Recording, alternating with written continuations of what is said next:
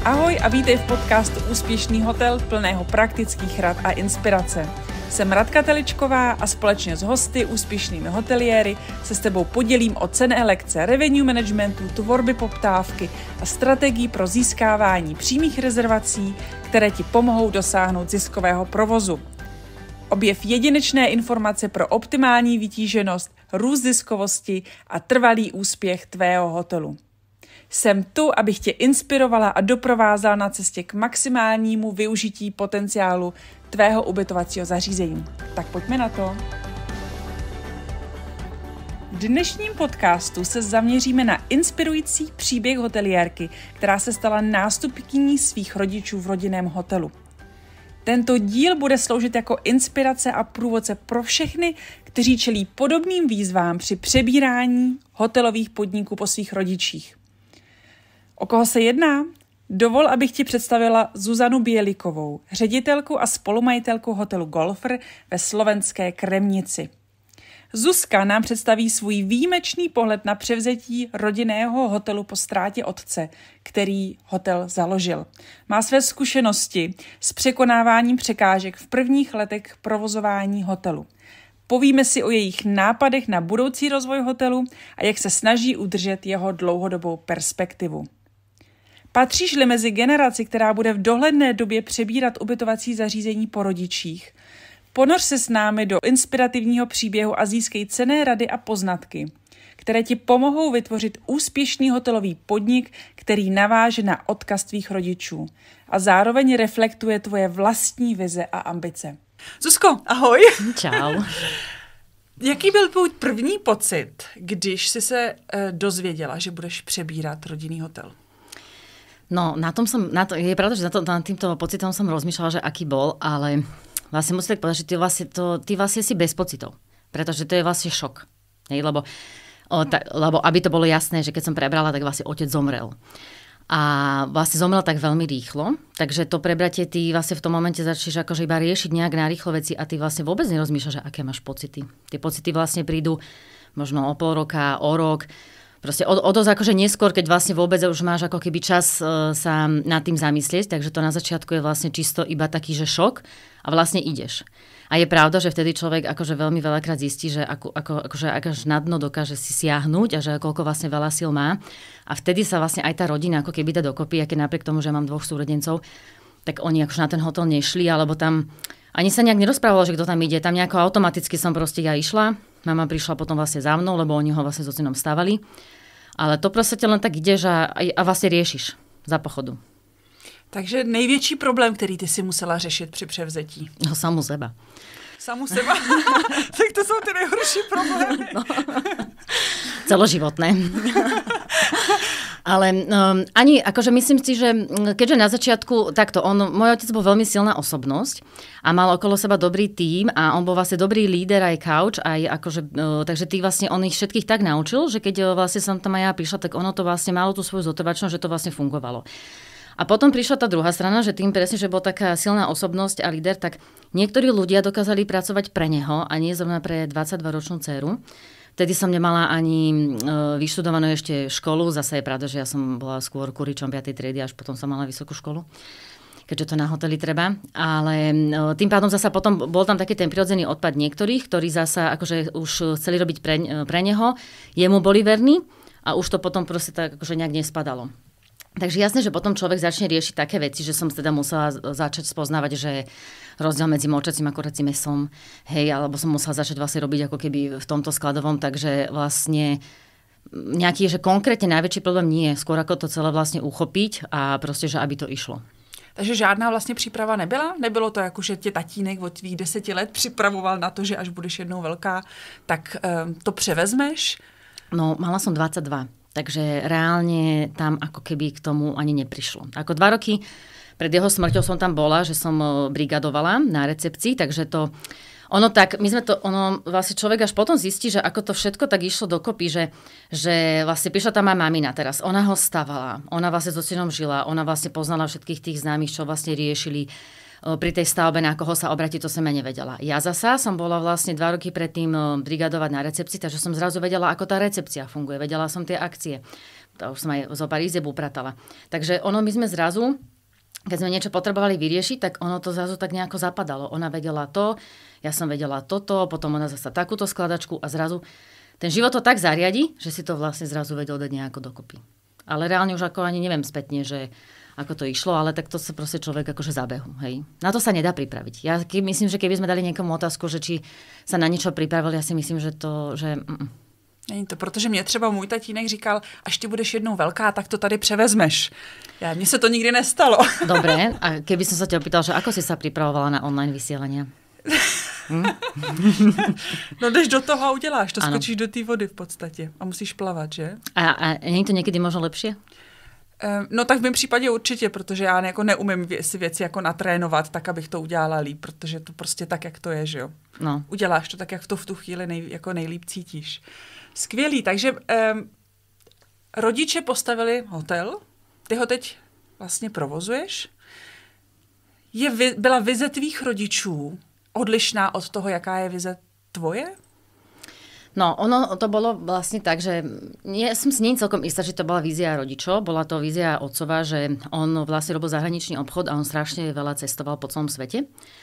A on z toho, ako vlastne spával na tých hoteloch, tak vlastne mal taký ten pocit, že mal presne ten taký krásny, tie ružové okuliare, že vlastne, že ako ten hotel funguje, ako to je úžasné, ako tam vítaš tých hostí a vlastne, a že také pocity vyčerpania alebo niečo, že to tam vlastne vôbec nie je. Hej? To si všetci myslia. Je to vlastne trošku, je to niekedy aj inak. A ono mal taký pocit, že všetky hotely, kde spí, že vlastne nie sú také domácké, že nie sú také príjemné, že tam je taká rodinná atmosféra. A on vlastne toto presne chcel vytvoriť. A my sme chodevali lyžovať stále vlastne do týchto kremických vrchov. On tam našiel také staré unimobunky. To bola ako robotnícka ubytovňa a on si tedy hovorí, že to by bol byť dobrý nápad, toto by sme zbúrali, tu postavím taký penziónik. No a tak oslavil tam 40-ku. Tesne pred tým, ako to potom zbúrali. No a z penziónu zrazu pribodali poschodia, urobil hotel. A mamina bola proste ako dobrá žena tam ako pridaná, hej. Ale samozrejme, že tam mala tú pomocnú ruku. On tam potom žil a my sme ešte vlastne boli v Bratislave a tam sme vlastne študovali.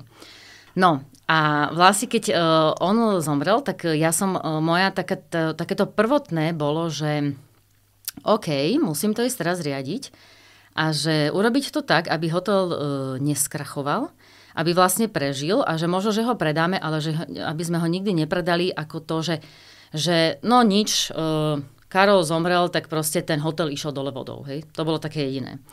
A pamätám si na také tie situácie, kedy vlastne som vždycky rozmýšľala, že potrebovala som mať taký pocit, že keby žil, že či by bol na mňa hrdý. Alebo že keď som mala rozhodnutia pred sebou, tak som rozmýšľala, že čo by urobil môj otec, alebo že ako by sa vlastne rozhodol. Všetko bolo fajn, všetko bolo super a potom my sme vlastne s maminou vždycky mali také tie, raz do roka sme ako keby, že si sadli, mali sme to výročie, keď sme v podstate, že sa prepísal hotel na nás a že sme to začali riadiť. A vždycky sme si proste v ten deň, dajme tomu, pripili a povedali si, že wow, máme ďalší rok za sebou. A keďže to bol vlastne február, tak sme tým pádom aj zhodnotili výsledky za ten predošlý rok. A vždycky si povedali, že ako je dobre. A potom prišiel taký zlomový moment, kedy mi zrazu mamina hovorí, že Zuzi, že a ty si uvedomuješ, že ty ten hotel vedieš už dlhšie ako ocino? A vtedy to zrazu prišlo, že aha. A vtedy som si uvedomila, že už to není jeho hotel, že už to není vízia ocinová, ale že už je moja. A vtedy som ako keby začala, človek tak nabere na sebavedomí a vlastne si to až vtedy uvedomí, že už není iba ten nástupca, hej, že vlastne robíš na nejakej vízii vlastne druhého a mohol sa začať robiť sám. Je pravda, že tá moja vízia sa strašne dlho formovala, lebo ja si myslím, že ženy sú také tie istoty a že niekedy im chýba akože väčšia odvaha ako mužom. Takže ja som napríklad tú najväčšiu odvahu nabrala možno, že pár rokov dozadu, keď som zasa spoznala môjho partnera a on mi dával takéto zrkadlo, niekedy aj bolestivé, ale už sme sa teda v živote naučili s tým pracovať. Takže som sa začala púšťať do takých odvážnejších vecí, zmeny a tak ďalej. A teda musím povedať akože takú vec, a naozaj je to pravda, že odkedy som v podstate spoznala teba a videla som, akože boli sme na tvojich programoch, tak aj tam som akože veľmi veľa nabrala takej sily.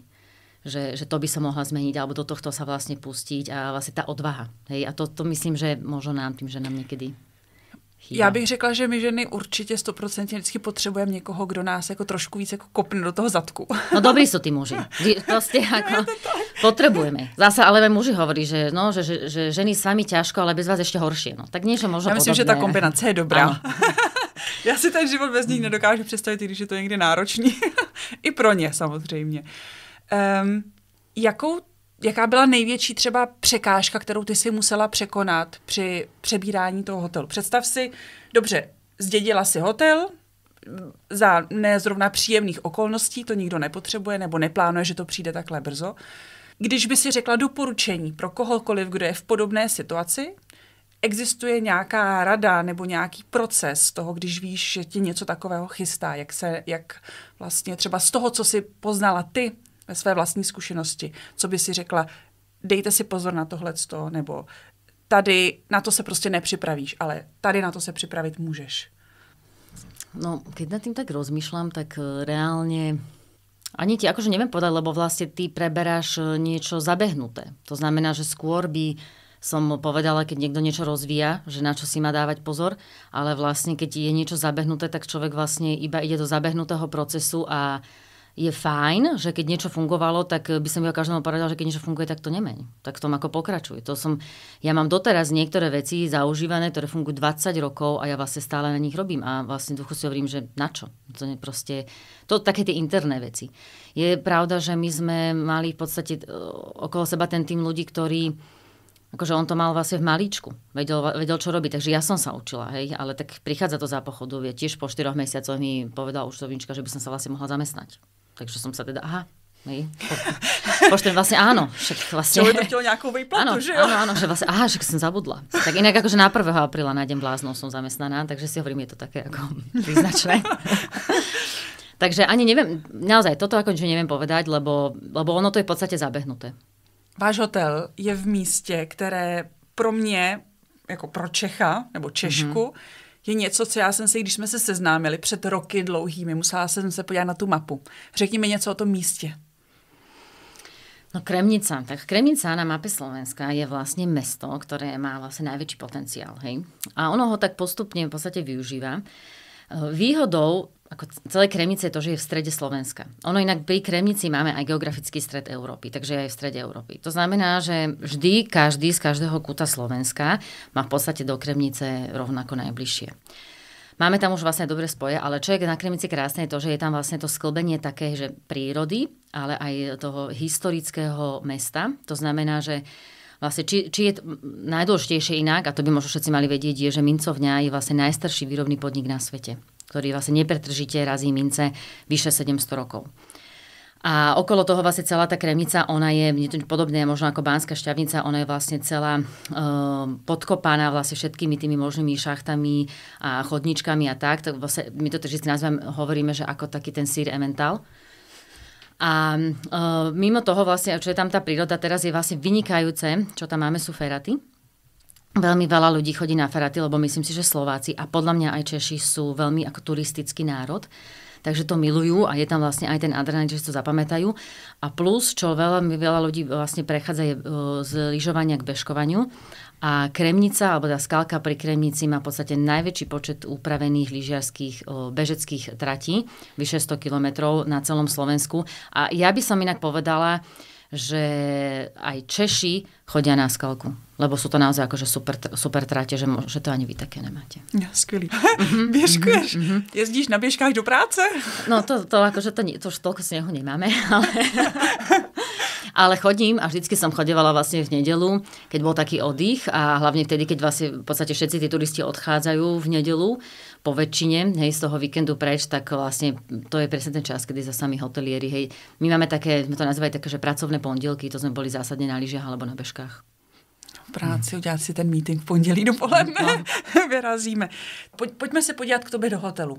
Co tam zažijou tví hosté, co je třeba naprosto odlišné oproti nějakému jinému ubytovacímu zařízení? Nechci úplně jít do nějakého porovnávání, ale přibliž mi to v tom příběhu, vystoupím z toho auta a co mě tam přivítá. U nás je to atmosféra. Je to také úplne iné, hlavne u nás sa k nám ide tak, že vlastne človek zrazu akože ide takým dole takým briežkom, odbočí a zrazu, že wow a hotel. A je veľmi pekne urobený, lebo keď sme ho stávali, tak je to do takého rakúskeho štýlu, že to máme také hrazdenie, je tam vežička, je to taká dominanta, takže v tom momente toho človeka to vlastne veľmi baví. A keď príde donútra, tak je to urobené naozaj ako keby prišlo do svojej vlastnej obývačky. Ale čo musím povedať, že našou veľkou prednosťou je asi personál a vlastne prístup k tým hosťom. Ale každý hotelier povie, že prístup k tým hosťom. Lenže my ho máme taký, že áno, že človek je, akože je tam to hospitality, ale je to zasa aj taká kombinácia, že sme takí vtipní, takí humorní, možno, že sa pomaly niekedy akože stávajú s hostiami. Napriek tomu, že máme 34 izieb a kapacita je nejakých do proste 90 ľudí, tak sa vlastne môžeme stávať takí polokamaráti, hej? Ale takéto kamarátstvo s tým profesionálnym prístupom. No a čo je zasa najlepšie, čo si vlastne u nás najradšej akože vychutnávajú ľudia, keď ten hotel není že úplne plný a môžu si vychutnať, že to wellness. Sú tam vlastne sami, že v podstate sa staráme iba o nich, alebo to sa im ja snažím vlastne vždycky ukázať, že najlepšie je ísť proste v tom čase, kedy ten personál je v podstate iba pre nich. Hej? A môžu to využiť a stále im to hovorím, že to nás využite, teraz máme čas, teraz je proste najlepšie, hej? Že ste proste obskakovaní ako v bavlnke. A ten osobný prístup, to je také, ako by som povedala, také najväčšie gro. To je skvělý. Já úplně cítím potřebu vyrazit. Píšu si tě na list. a potom ešte mám také, že deťom, teda keď tam chodia vlastne moje netere a synovec, tak oni zasa poznajú také tie iné, hej, že tajná chodba do kuchyne a tak. A keď tam náhodou prídu iné deti, tak to už presne vidím, ako oni chodia cez kotolňu, práčovňu, tajná chodba do kuchyne, hej. Takže deti poznajú aj všetky zákutia hotela. Opravdu. No. To zní skvěle. To mi připomíná moje vlastní dětství. Jako. A milujú chodiť zdraviť kuchára všetky deti. To tajnou chodbou. Mm-hmm. Ale o tom nepíšeš na webových stránkách. Tak lebo tajná. Je to je tajné. Třeba by to byl dobrý marketingový tahák. Je to vlastne akože chodba pre personál, hej, no ale ako príbeh deťom, zasa ja to milujem, tieto príbehy deťom, takže to je vždycky tak, že keď potrebujem proste tú pozornosť preniesť, alebo dajme tomu môžu dlhšie čakať na jedlo, tak jasné, zoberiem deti a deti, a vy poznáte, že vy viete, že my tu máme tajnú chodbu? No a už to ide.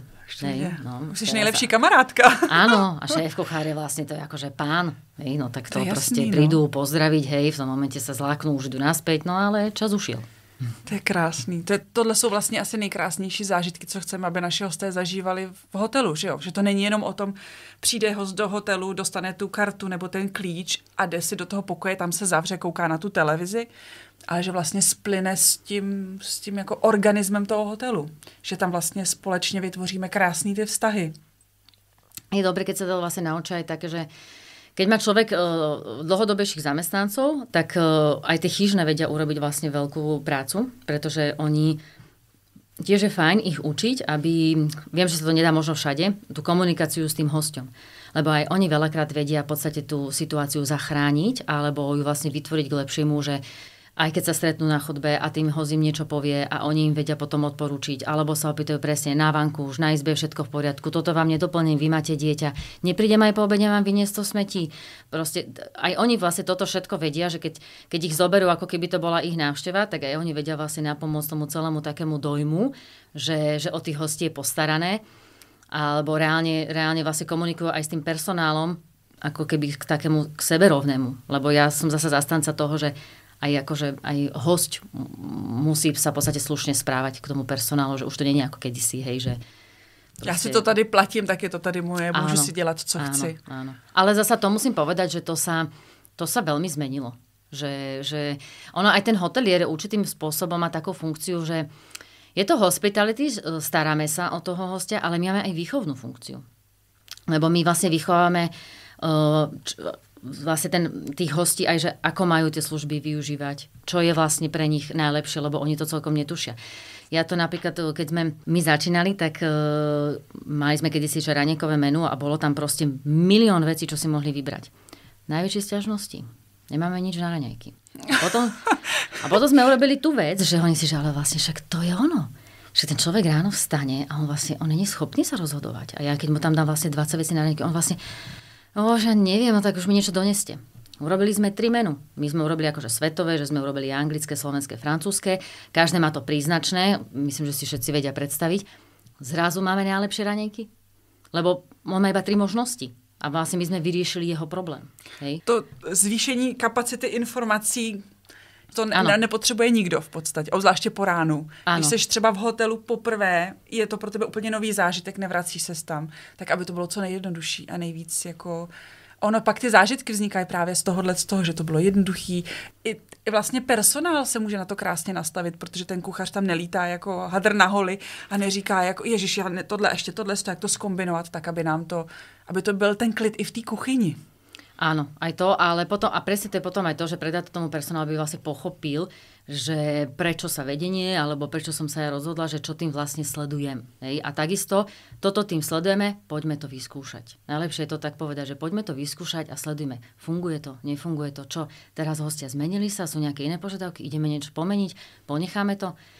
A potom takisto napríklad my sme mali, keď som hovorila o tej výchovnej, to sa týkalo aj jedla, že napríklad tiež, že nemusíme podávať hranolky, nemusíme podávať krokety, keď sa akože prechádzalo k tým polotovarom, ale že ich vychovávať, že dajme tomu môžu jesť aj niečo iné. Hej, alebo že proste, že aj takéto sú vlastne možnosti, ale zasa k tomu nám už napomáha aj tá doba, lebo vlastne teraz už je veľa takých rôznych konceptov, kde človek už je naučený, že už to nie je ako kedysi, že tu prišiel a teraz tam, že musíte mať všetko na výber, ale proste nie, som v tomto koncepte, tu to majú tak. Áno, idem do hotela, tuto je to proste tak. Takže toto nám trošku napomáha v tom, že môžeme ísť tí hotely nejakým tým smerom a ten, komu to chceme dať, tak ten si nás nájde a on proste vie, že toto tam dostanem, toto nie a je s tým oka.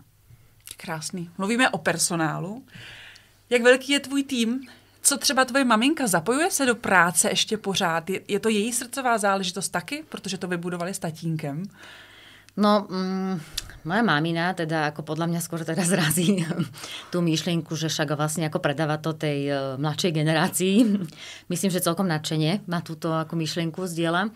A myslím, že ona má rada hotel, ona sa stará o celú záhradu. Záhradník. Áno. Je to akože hlavný záhradník. Miluje to, vždycky vlastne teda nakúpeme všetko to náradie. O to sa veľmi rada stará. Ale myslím si, že už miluje ten pocit, že to môže robiť vtedy, kedy chce. A že už to nemusí byť tak, že vlastne vždy musí vstať, alebo teraz treba a teraz robiť. Takže kvázi, alebo ono vlastne cieľom všetkých nás je v živote vlastne potom ako keby docieliť ten stav, že už iba robíme to, čo chceme a kedy chceme. A myslím si, že to sa jej podarilo. Takže mami, mi môžeš poďakovať. Dobře, takže ty jsi říkala, že maminka práce na zahradě. Co tam vlastně maminka dělá na té zahradě? No kosím ja Kosíš ešte. ty? Jezdíš traktorem? Mám taký akože svoj traktor, je úplne super, červený, nový mám teraz. Ako chcela som to už dať niekomu inému, ale je to trošku také komplikovanejšie. No úplne v podstate všetko. Ona napríklad si robila svoj vlastný kompost. Takže ona má akože svoj vlastný kompost, to znamená, lebo my tam nemáme dobrú zeminu. Takže ona si v podstate, a razí ešte to, že ona si svoje akože kvety vypestuje, hej, že vlastne to normálne tam celé sadí, robí si skleníky, ale má vlastne všetky možné rôzne kvety, ale striha aj stromy velikánske, keď potrebuje niečo väčšie, tak si vlastne niekoho zavolá, ale v podstate, že úplne všetky kvety, to všetko rieši ona. A najlepšie, Rádka, je na tomto, že koľkokrát proste ty sa tam ideš aj zodrať, ty proste robíš toto a tí hostia prídu, vy to máte také krásne kvety. Hej. A to oni, akože fakt je to gro, akože je nenormálne potrebná tá mama, lebo naozaj to je také niečo, čo akože tých ľudí úplne odzbrojí a potom najlepšie je ešte, keď je ako vonku a tí hostia prichádzajú a vlastne my všetci máme radi kvety, alebo teda minimálne ženy a oni sa vždy pristavia, a toto, ako ste si dopestovali tieto kvety, ako to, že vám takto krásne kvitnú, no takže už je téma a už vlastne oni získavajú nejaké know-how.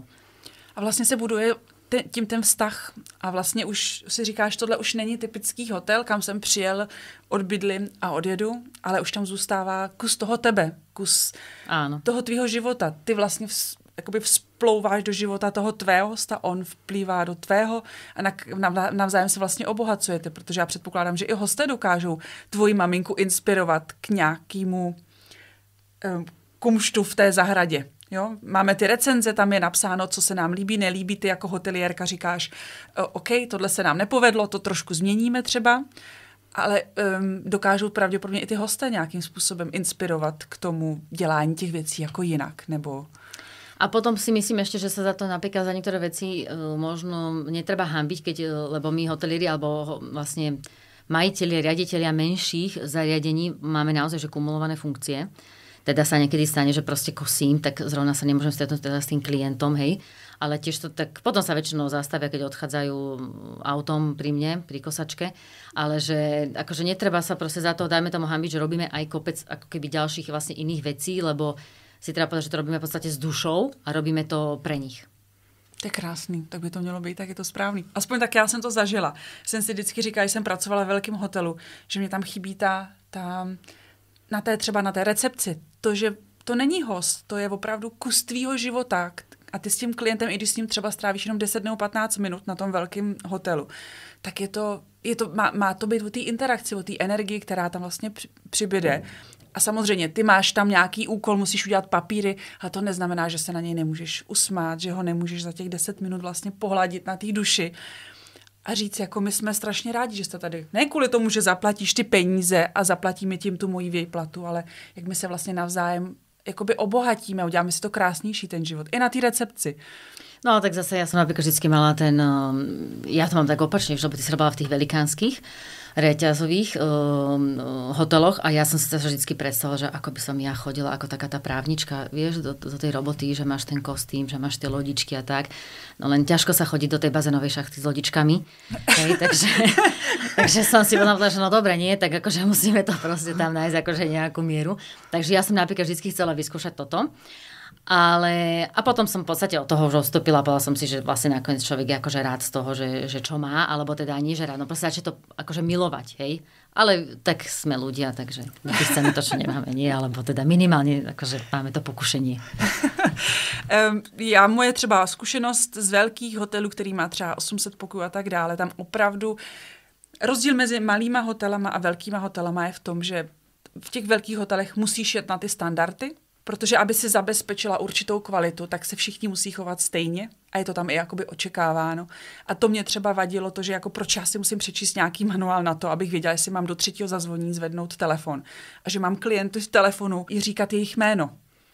Takže takové ty momenty, tam se jako nádherně ten člověk jako vychová. Protože tam je ta kvalita tě napsaná v těch manuálech a ty se to musíš naučit. Já jsem měla povinnost na rezervačním oddělení zvednout do 3. zazvonění, během hovoru minimálně 3krát říct jeho jméno. Takže zapamatovat si, já si třeba pamatuju jména, ale vůbec si nepamatuju ty obličeje. Právě díky tomu, že ten tvůj mozek je přizpůsobený úplně na něco jiného.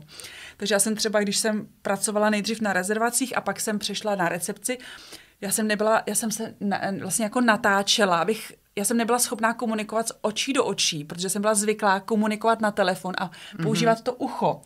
Takže my to teďka vy to nevidíte, ale já vlastně natáčím to ucho. Já jsem v začátku komunikovala vlastně jakoby stranou obličeje, abych vlastně byla schopná s tím mozkem přesměrovat to, co vlastně se mi chce říct.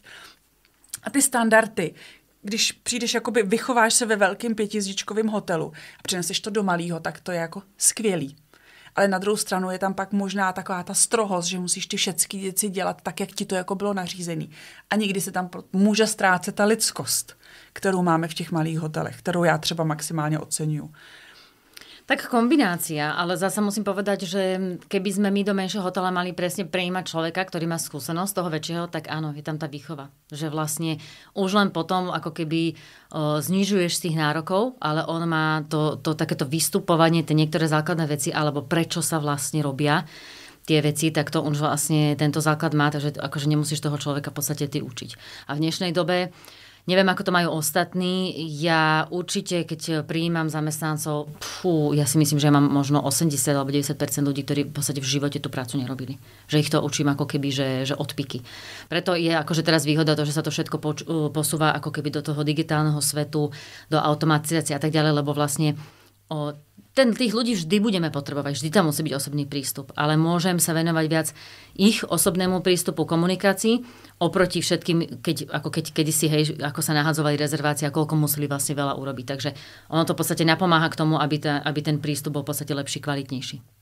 Přesně tak, protože my nejsme tam, aby jsme vydávali klíče, neděláme ty papíry, protože všechno se to děje v tom digitálu. Já jsem jenom zastánce toho. Říkám, že malé hotely by to právě měly dělat, aby si v tom množství, když máš kumulovanou funkci a potřebuješ zastat toho víc, aby si měla čas na to budování toho vztahu s klientem, protože u malého ubytovacího zařízení to je právě o tom, že ten biznis se nedělá jenom tak, že seš někde vidět a někdo si tě někde může koupit. Ale je to o tom vztahu, o tom, jak si ty lidi ten pobyt u nás prostě užijou, co řeknou těm ostatním, jaký to bylo skvělé, jak si odpočinuli, co tam objevili nového, co dělala paní ředitelka na tom traktůrku, že jo? Zuzko, Radko, prozrať mi, co považuješ za nejdůležitější aspekty nebo vlastnosti, co by měl mít hotel, aby byl úspěšný a oblíbený mezi hosty? Radka, podľa ma ty to vieš lepšie. No to určitě ne. Ale ono v podstate to asi sa to nedá povedať kvázi úplne všeobecne, lebo každý má presne ten svoj segment, na ktorý sa chce sústrediť a podľa toho si vlastne vyberá, ale jednoznačne najlepšie funguje to, keď sa človek vlastne vcíti do toho hostia, alebo si povie, že ty by si išiel do toho hotela, alebo ty by si užil, dajme tomu tento wellness, alebo ty by si tu vlastne ležal a ty si možno, že sám povieš, nie, však chýba mi ešte toto. A vlastne akože najlepšie je sa v podstate vcítiť presne do tých pocitov vlastne toho hostia a mať takú tú, tak nejako láskyplne, ako keby to vlastne preciťovať, že čo mu vlastne chcem dať, ale pritom akože mať aj tie bariéry. Ale naozaj ísť ako keby do pozície toho hostia a vnímať. A čo si myslím, že najlepšie je, že tá kritika tých hostí, nebrať ju osobne, ale to je presne tá trhlinka, tá medzera, ktorú máme. A oni môžu niekedy upozorniť na tú vec, a keď ako oni to veľakrát môžu tú kritiku uchopiť zle, ten host, ale je na nás, aby sme sa na ňu pozreli z toho iného pohľadu a za to si povedať, že prečo to on tak cíti? Hej, takže my musíme robiť niekde chybu, lebo síce my to takto chceme nechať, ale ten host to cíti inak. To znamená, musíme zmeniť komunikáciu, musíme to vlastne inak podať a tak ďalej. Takže vždycky sa treba zamyslieť nad tým, že prečo to ten host tak cíti a to nás vlastne môže posunúť. Naši hosté jsou nejlepší jako radar a navigátor v tom našem biznesu. A já vždycky říkám, těch negativních recenzí se vlastně nemáme bát. A my je potřebujeme, protože když je všecko jako růžový a zalitý sluncem, tak jak ty vlastně víš, kam chci směřovat dál. A ten postup je vlastně právě postavený na tom, že ty chceš něco změnit, něco vylepšit. A samozřejmě to děláš pro sebe, protože to je tvůj biznis, ty máš nějakou energii, nějakou náladu, ale samozřejmě tam někdo konzumuje. A jeho zpětná vazba je důležitá. Takže mě, když se třeba hotelier zeptá, jak smazat nějakou negativní recenzi, aby jsme neukázali, že jsme to jakoby pokazili, tak já vždycky říkám, ne, vůbec ne. Je důležité ukázat, že jsme jako ličtí, že nás to, že jsme udělali chybu, nebo že prostě tam někdy něco jako nezapadlo. Já předpokládám, že to máte taky, že prostě jednou za čas se objeví, jako, že to jako dobrý, no, tak děkujeme. Ono, jasne, že sú aj negatívne. Samozrejme, potom sa tie negatívne ako keby rozdeľujú do ako rôznych kategórií, že či to je v podstate nezmysel, alebo proste je to nálada toho hostia, alebo vlastne sú aj také, že keď človek celkom nerozumie, lebo že dajme tomu vychádzal si s tým hostom a potom príde nejaká negácia, ale OK, keď je to raz za čas, tak si myslím, že to človek nemusí úplne nejako preciťovať, ale ak sa začínajú tie veci opakovať, tak si duchu povedať, že OK, že niekde musíme akože robiť zle a nenechať sa uraziť, hej, to kritikou, ale presne opačne, lebo však dobre, tak ten host už, OK, nemusí sa vrátiť. Ja si nemyslím, že treba o toho hostia bojovať. To si vôbec nemyslím. Tam si treba povedať, že využiť toho hostia na to, aby sme vlastne získali iných, ktorí si možno, že tú recenziu prečítajú, potom uvidia vlastne toho prístup toho hoteliera alebo vlastne toho, kto vlastne vlastníka a vlastne si môžu povedať, že aha, OK, jasné, chybička sa vloudila, ale úplne rozumie, chápu, napravíme, stalo sa. Ale to je vlastně dobré i na té druhé straně. Ten host si s tou zkušeností vlastně uvědomí, co je pro něj důležité a jaké hodnoty chce od toho svého dalšího ubytovacího zařízení. To znamená, že i ta negativní zpětná vazba jeho mu vlastně ukáže, že pro mě je ano důležité být v hotelu, kde je bazén. Pro mě je důležité být v hotelu, kde je self-check-in. Pro mě je důležité být v hotelu, kde já nevím, slyším ptáky a ráno můžu otevřít okno. Pro mě je důležité, aby se mnou na recepci mluvili. Pro mě je důležité. Takže to je nejenom otázka na straně jakoby nás, co my můžeme skvělýho udělat, anebo jak se můžeme ponaučit z jakékoliv prostě kritiky.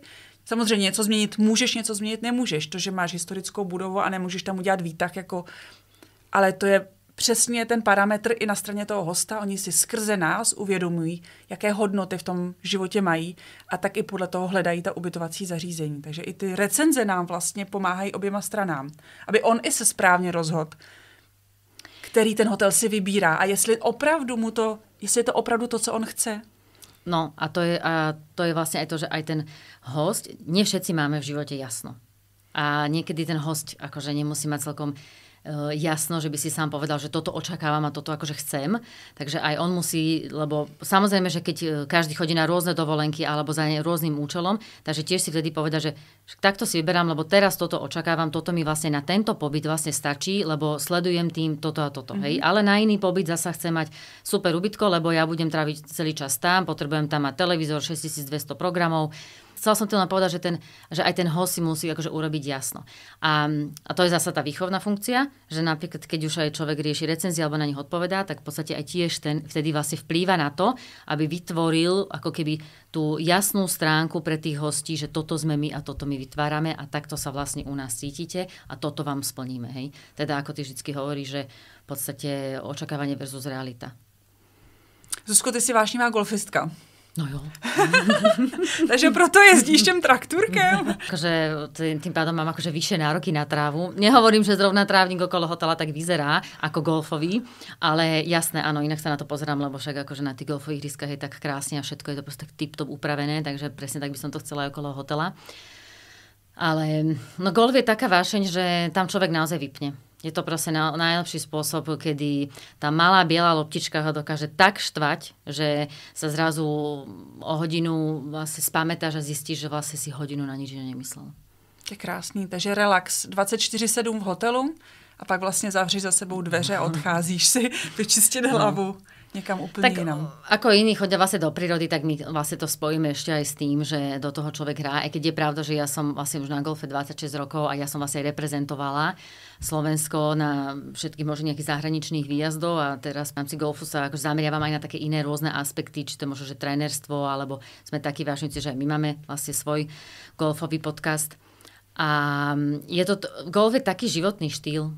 Ono sa toho akože už celkom proste to nedá zbaviť. To už je také, že to už proste, keď človek raz začneš, tak to už s ním proste akože ide. Ale je to super, lebo o golfe a inak možno, že toto máme spoločné s hotelierstvom, to sa môžeš v kuse vždycky o niečom baviť. To proste neexistuje, že by si akože prestala nebola by téma.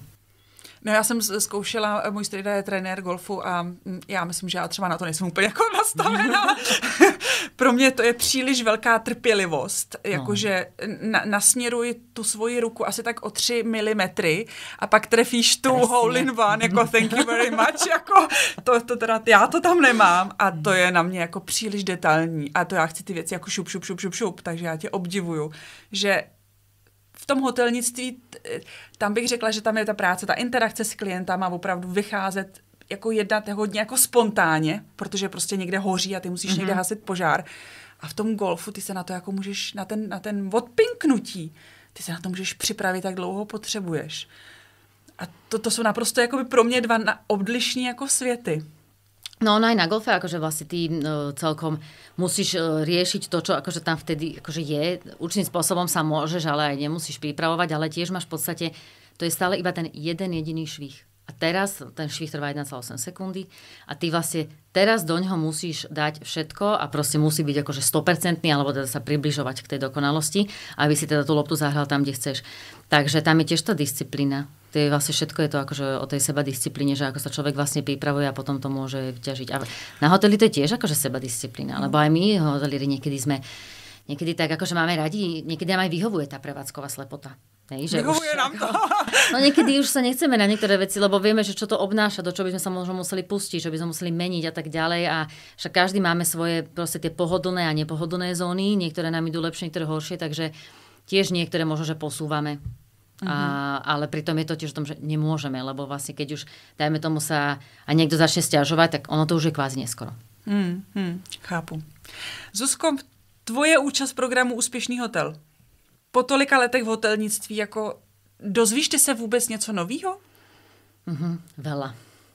Veľmi veľa. Však menia sa trendy, menia sa hostia. Teraz sme mali kvázi, by som povedala, že celkovo hoteli sa má ako turbulentné obdobie, alebo teda aj v iných podnikateľských sférach, jednak či COVID, jednak či teraz energie, inflácia, v podstate ono celý ten svet sa ako keby tak mení, takže aj my sa vlastne musíme učiť nové veci a ono sa, ten program Úspešný hotel, alebo to, čo s tebou riešime, to je tak strašná hromada informácií, že vlastne za nejaký ten čas teba si dokážu nájsť iba niektoré informácie.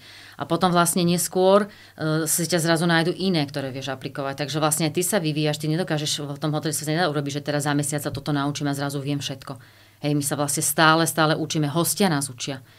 Takže ja už som na niektorých kurzoch, že teda som už druhýkrát, a stále niečo vlastne iné chytíš, podchytíš, naučíš sa. Je to aj také zrkadlo, takže má to aj tak akože iným veciam vlastne veľmi veľa učí. A ten přínos pro tebe byl finanční, byl v jiných aspektech? To znamená, máte víc rezervací nebo máte lepší vytíženost hotelu, nemáte delší délku pobytu hostů, nebo se změnila struktura hostů. Mělo to vůbec vliv samozřejmě na to, že ty se potřebuješ něco naučit, tak chceš ty věci třeba dělat jinak, je jedna věc. Mělo to nějaký vliv opravdu na ten výsledek, na tu ekonomiku ubytovacího zařízení? To určite má. Ako, ja som samozrejme, že zastanca ten, a teda každý, kto ekonomicky rozmýšľa, tak nerieši nikdy percentuálnu obsadenosť. Áno, lebo však predsa úplne najlepšie. Takto rieši, čo je vlastne preňho najoptimálnejšia obsadenosť, aby nemusel mať vlastne zvýšené náklady proste pri tej zvyšujúcej sa obsadenosti. A v podstate pri tomto čísle mať vlastne čo najviac peňazí. Hej? A to je presne o tom, ako sa hrať vlastne s číslami, ale zároveň vedieť tomu hostovi vždycky tam dať nejakú tú službu, ten pocit naviac, aby vlastne on bol ochotný za to zaplatiť a bolo to a vlastne sa to stretne, hej, že sú vlastne spokojní.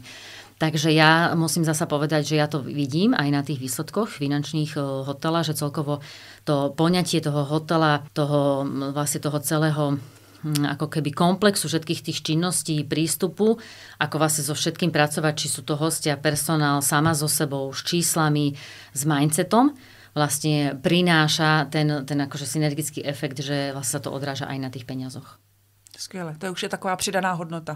No, ale vlastne ono to je o tom, že aj my vlastne sme investovali do seba. A keď investuješ do seba, tak aj ty vlastne tým pádom trošku začínaš aj mať pocit, že nejakú máš hodnotu. A tým pádom tak aj ty vlastne sám pre seba nemáš problém dať peniaze tam, kde vieš, že wow, oni na sebe pracujú alebo chcú, tak proste a dostaneš za to vlastne to, čo ty chceš, tak vlastne nemáš problém to zaplatiť. Hej? Alebo teda to je takéto zdravé rozmýšľanie. Takže určite. Je to aj o nás, že v podstate my už sa človek, dáme tomu, nebojí si vypýtať. Hej? Ale vie, za čo si pýta. Přesně tak. Ty peníze se musí točit. Nemůžeš jenom brát a nedávat ven, pak to nemůže přijít v takové podobě, jak bychom si představovali. To znamená, ty přijmeš šup a musí to jít dál, aby jsme z toho všichni měli vlastně radost, protože ty dáváš radost klientům, on za to platí, protože to je součástí, to je ten deal a na druhou stranu ty si něco získala, renovuješ to samozřejmě, to znamená, ty peníze přecházejí dál, zůstávají v té komunitě, zůstávají v tom městě, zůstávají u těch třeba dělníků nebo firmy, která ti musí něco zrenovovat. Všechny tyhle ty věci investuješ do sebe vlastně, takže je potřeba to vlastně dát jako... Maximálne súhlasím, že proste musíš dávať, aby si mohol dostať, ale treba si uvedomiť, že treba dávať aj sebe. Hej, a môžeme byť presne, som v hotelníctve 17 rokov a jasné, veľmi veľa vecí proste viem, ale je to v podstate, by to bolo na každého hoteliera na škodu, ak by si myslel, že už vlastne všetko vie a že sa vlastne niečo nemôže dozvedieť. A raz som bola z hodou okolností na konferencii, kde v podstate tiež jedna školiteľka hovorila, že minimálne napríklad aj sama sebe si dopraje 2 konferencie alebo 2 školenia za rok, už len preto, že aby si aspoň jednu informáciu vlastne stade odniesla. Hej. Takže treba si aj sám sebe povedať, nájsť si ten čas, že nie, musím vlastne robiť aj na sebe, lebo to je vlastne ten základ, dať sebe. Keď nedáme sebe, nemôžeme dať iným. Hej. A môžem si myslieť, že keď mi chýba, dajme tomu personál, že by sa mala doplniť recepciu, ostav, čašníkov a tak ďalej, ale pokiaľ ja nedám sebe ten čas, nedám možno, že sebe svojho zástupcu kvalitného a tak ďalej, tak ja nemôžem si povedať, že keď budem mať toto nižšie spravené, lebo to nikdy nebude mať, však to všetci vieme. Hej.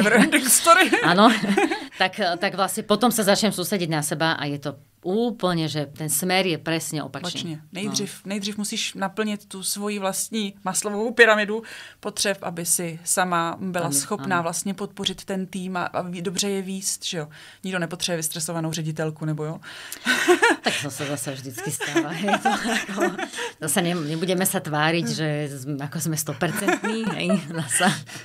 Ale tak je to akože, podľa mňa je to také prirodzené, však máme rešpekt pred rôznymi akciami. Zásadne si myslím, že ten najväčší stres je pred akciou. V momente, keď cez dvere vlastne príde ten prvý host z tej akcie, tak v tom momente to opadáva. Super, už sme v procese, už je dobre. Už to jede. No. Už se to nedá jako vrátit zpátky. Zuzko, kdyby ti někdo řekl, že si můžeš splnit nějaký ten největší sen, co by to bylo? Já tady mám kouzelnou hůlku, takhle ji zamávám a splním ti tvé přání. Co by to mělo být?